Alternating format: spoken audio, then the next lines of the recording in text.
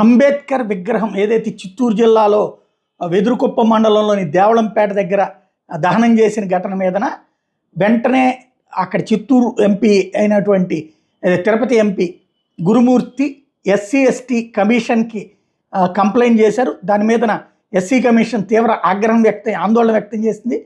ఫిర్యాదు చేసిన 2 గంటల్లోపే కమిషన్ సంబంధిత అధికారులకు నోటీసులు జారీ చేసింది. చిత్తూరు జిల్లా కలెక్టర్ ఎస్పీలకు 30 రోజులకు సమగ్ర నివేదిక సమర్పించమని ఆదేశించింది. నివేదికలో ఎఫ్ఐఆర్ వివరాలు, నమోదు చేసిన సెక్షన్లు, అరెస్టులు, ఛార్జ్షీట్ స్థితి తదితర సమాచారం ఇవ్వాలని స్పష్టం చేసింది.